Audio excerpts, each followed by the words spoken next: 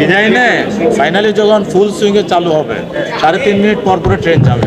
আগে বলা হয়েছিল 1 বছর লাগবে, কিন্তু আপনি তো এত তাড়াতাড়ি আমাদের যে আপনি তো জানেন এখন তো কমলাপুরটা চালু হয় নাই, এক্সটেনশন চালু হোক, প্রতিশে আমাদের আসবে।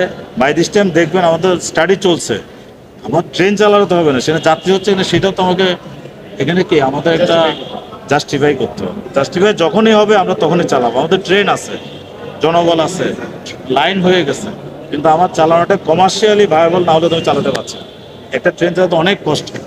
ঠিক আছে, থ্যাংক ইউ ভেরি মাচ। আপনাদের সবাই জটিলতা নাই, আমি যতটুকু জানি আমাদের প্রজেক্টগুলি কোনো জটিলতা পেমেন্টের ক্ষেত্রে নাই।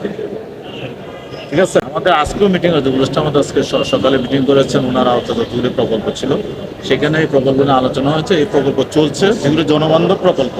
আপনারা জানেন প্রধান উপদেষ্টা বা আমাদের জনবান্ধব প্রকল্প সবই চলবে, কিন্তু ব্যয়টা যাতে জাস্টিফাইড হয়, ব্যয়ে যাতে কোনো রকমের উল্টাপাল্টা না, সেই বিষয়ে ওনার সতর্কতার ক্ষেত্রে আমাদের নির্দেশনা দিয়েছে। আজকে রিভিউ মিটিং হলো, বললাম আপনাকে সকালে আজকে রিভিউ মিটিং হয়েছে। আজকেও আমাদের বিদ্যুৎ বিভাগের বিদ্যুৎ ভবনে একটি রিভিউ মিটিং হয়েছে আমাদের উপদেষ্টা মহোদয়ের নেতৃত্বে, আমাদের সিনিয়র সচিব স্যার, অন্যান্য অফিসাররা ছিলেন, তারা কনসার্ন। এটা চলমান প্রক্রিয়া। তো মেট্রো রেলের প্রজেক্ট চলছে, এটা চলবে, কিন্তু ইনস্ট্রাকশন হচ্ছে যে আমাদের ব্যয়টা যাতে জাস্টিফাইড যৌক্তিক হয়। আজকে তো চালু করলাম, একটু ডাটা কালেকশন করে শুক্রবারের পরে কি ইম্প্যাক্ট হচ্ছে, তারপরে আবার আমাদের তো টার্গেট হচ্ছে 3.5 মিনিটে নিয়ে নামানো। 3.5 মিনিট পর পর কিন্তু মেট্রো ট্রেন চলবে আলটিমেটলি। সুতরাং সেই লক্ষ্যে আমরা আগাচ্ছি, কিন্তু এটাকে কমার্শিয়ালি ভায়াবল করার জন্য যখনই প্রয়োজন হবে আমরা তখনই টাইম অ্যাডজাস্ট করব। জেনারেল কথাই বলছে, আজকেও তো একটা ইম্প্যাক্ট আছে। আজকের ইম্প্যাক্ট এবং সাপ্তাহিক ইম্প্যাক্টগুলো বিবেচনা করে, যাত্রীদের টার্ন ওভার বিবেচনা করে, ডাটা অ্যানালাইসিস করে আমরা পরবর্তীতে এটার সিদ্ধান্ত নেব। আমাদের টাইম কিন্তু 3.5 মিনিটে নামিয়ে আসা আমাদের আলটিমেট টার্গেট। রাতের বিষয়টা ডাটা কালেকশন চলছে আমাদের, কি পরিমাণ যাত্রী শেষ ট্রেন অ্যাভেল করছে এটা ডাটা কালেকশন করার পরে এই বিষয়ে আমরা সিদ্ধান্ত নেব। একটু সময় লাগবে, আমরা দেখি। যেটা বললাম যে এটা তো অ্যাসেসমেন্ট চলছে, অ্যাসেসমেন্ট শেষ হওয়ার পরে আমাদের তো জিনিসগুলো প্রকিউর করতে হবে, রিপ্লেস করতে হবে, কোথাও রিকনস্ট্রাক্ট করতে হবে।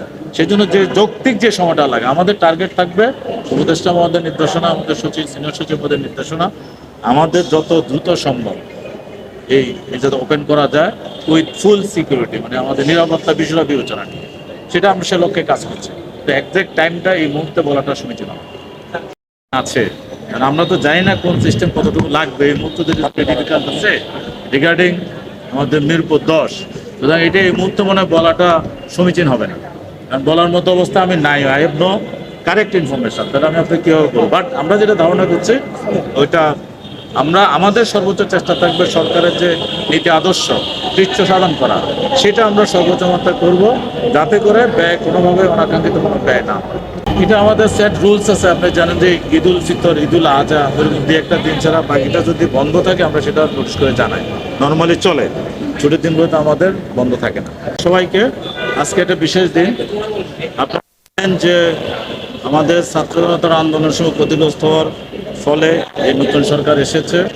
নতুন সরকার আসার পরে আমাদের উপদেষ্টা মহোদয় যেদিন মেট্রো ভিজিট করলেন সেদিন উনি নির্দেশনা দিয়েছিলেন যত দ্রুত সম্ভব শুক্রবারে যাতে মেট্রো চালনা করা হয় এবং কাজীপাড়া মিরপুর স্টেশনকে সংস্কার করে মানুষের উপযোগী সামনের দিনগুলোতে ডাটা কালেকশন করবো, তারপরে পরবর্তীতে কীভাবে এটাকে অ্যাডজাস্ট করা যায় আমরা দেখবো। আজকে একটা ঐতিহাসিক দিন আমি বলবো।